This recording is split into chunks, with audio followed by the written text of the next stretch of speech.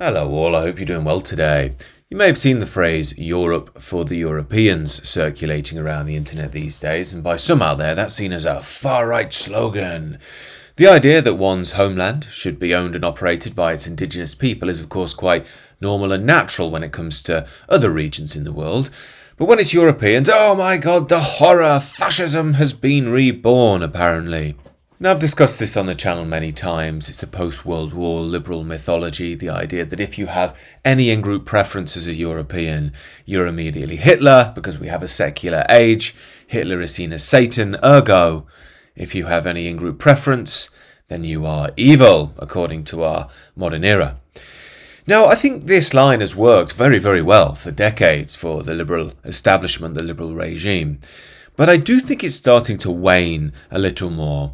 And that's essentially because most people could run away. White flight, as it's well known. They sort of moved away from the wonderful multiculturalism to their ivory towers in the all-white enclaves, the home counties, and spoke about the wonders of diversity.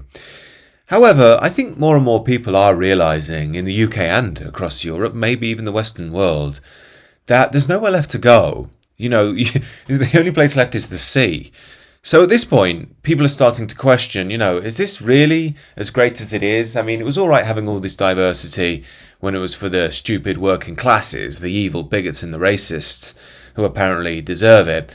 But more and more people are seeing, these things on your screen now. These are some Bengali women apparently just fishing in a lake and presumably eating the fish. I mean, in England, you're not really supposed to do that. You're supposed to put the fish back. But things like this are sort of a common sight in modern Britain now.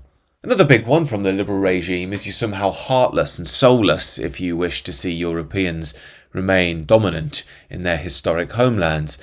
But I do think more and more people are seeing through this one as well, simply because the multicultural lie hasn't really worked. It was never going to work, and people who've moved here think like this guy. All the places, bro. All places are shit. Yeah, Except Ilford. Ilford is the best place to live in London. yeah, because you feel your own country, bro. Okay. All the Asian peoples around you.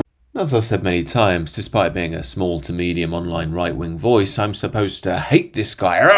Someone in my country. But of course I don't blame him for being here. He's trying to better his own life. I don't blame him for wanting to turn that part of England into something which resembles his homeland. He wants his own people to be around him. Shock horror. The reality is, of course, this guy is just a bioweapon. The real enemy is the liberal regime. They import people like this en masse and then will hammer you with propaganda, calling you heartless if you don't accept them with glee, talking about how wonderful you are as a person because you're so open-minded and open-hearted.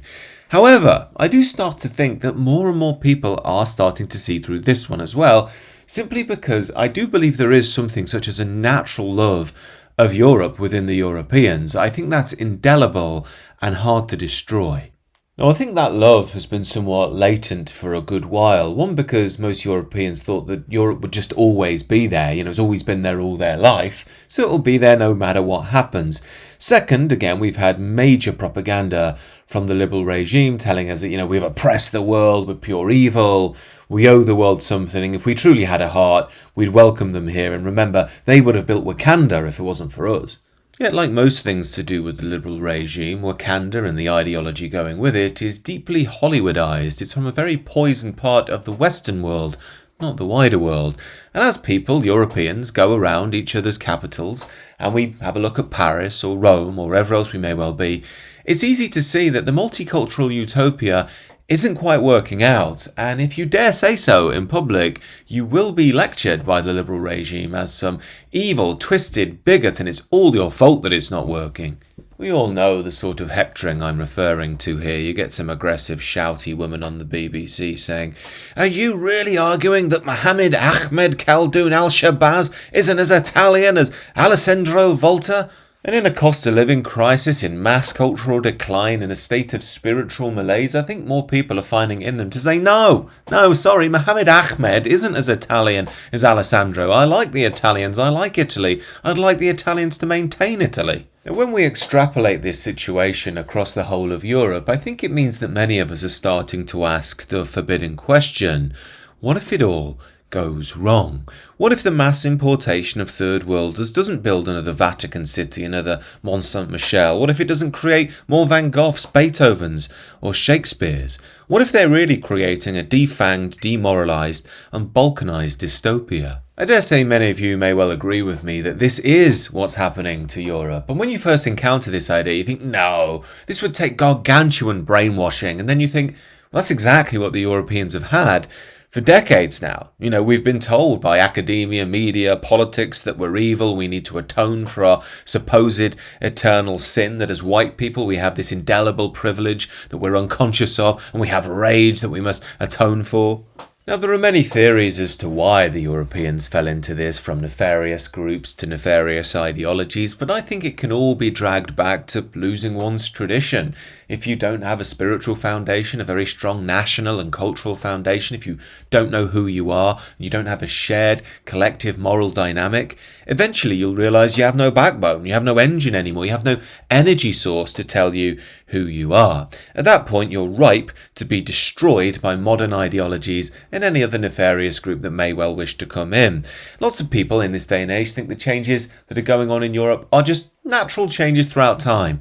I don't see how you can think that without being poisoned by ideology. Now, the reason so many are easily conquered is because of the word spells of the age. Regular viewers will know we think we're past ideas like spells, but if you call someone far right or a racist in this day and age, it's a sort of spell. It ruins their career, it ruins who they are, immediately puts them on the back foot, immediately they're guilty and morally suspect. It's exactly the same with the far-right label. It doesn't matter if you are far-right or not, the point is they can use it as a word spell, and that word spell immediately talks to Hitler. Hitler is the demon figure of the age, and that means pure evil. We think we're beyond sort of religious models of morality, but we're human beings. We can't escape that dynamic, no matter how we express it, religiously or secular. What this means is that by calling someone far-right when they say Europe for the Europeans, you obfuscate the truth, which is stating Europe for the Europeans is neutral. It's neither left nor right-wing. It's worth remembering that regionalism or nationalisms can be contextualised either as left-wing or right-wing.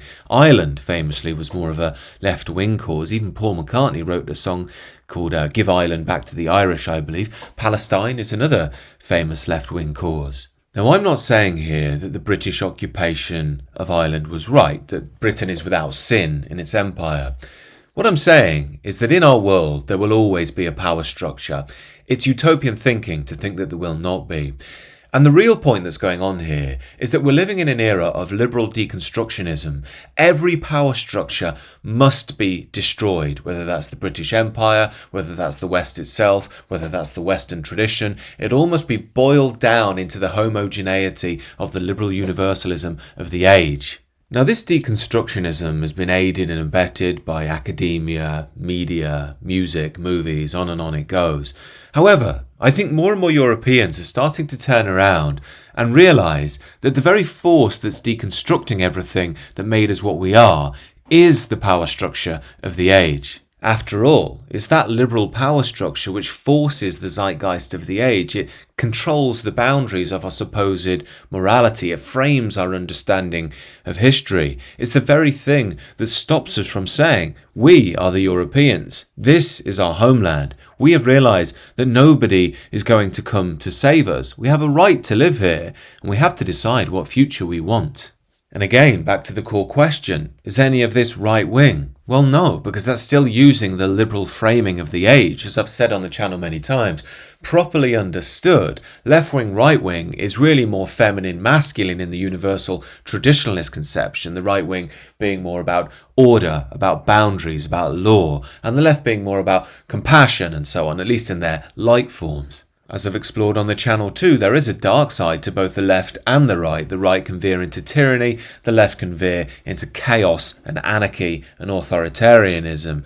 However, in our modern liberalist conception, it really hates the masculine force, so it always paints any desire to draw boundaries as pure evil. Now, a core aim of this video is to try and articulate how we can break free of the programming of the age into a deeper understanding of who and what we are that can ultimately free us to understand the situation we're in and move to a better tomorrow.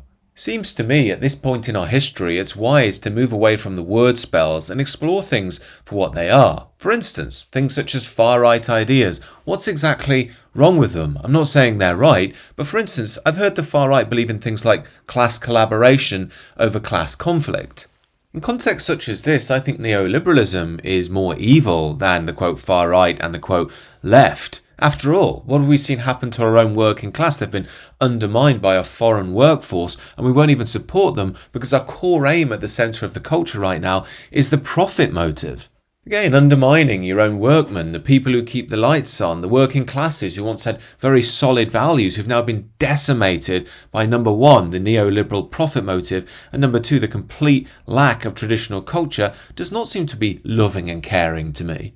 I feel the same way about the upper classes and how they've moved away from loyalty to their country and tradition and towards a sort of aristocratic globalism. How the middle classes have gone into the cubes in their corporate offices to work for corporate values, and the women can go and be a girl boss instead of having children and building the next generation. All of this I believe to be evil. I think it destroys the sacred. I think it's a corruption of art, love, spirit, homeland, family, beauty, tradition.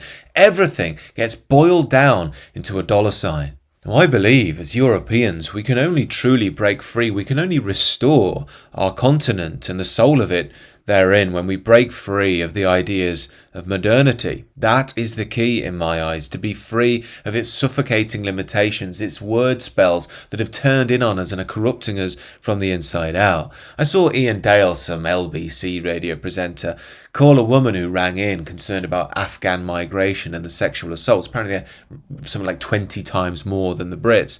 He called her a dinosaur with her opinions. I thought that was a very interesting use of language, another word spell. You know, you're old, you're forgotten, you're prehistoric, you're obsolete. It made me think, the way that the liberal world thinks about us is very telling, because they're trapped again in their own worldview where they are the epicenter, they're the cutting edge. But I'm thinking something beneath that, something which is rejuvenated in spirit, which is free of their limitations, is actually being born. And while they look at us and think we're going backwards, it's actually the other way around. We're going forwards into a new future. They will lead us down to death. There is only one way free, and it's to break free of their conditioning completely. It's not about hatred, it's about love. Of course, these are my thoughts as always. Do check out the sister channel if you're interested in personal and spiritual transformation. Other than that, do subscribe to the channel if you're new, and enjoy the rest of your day.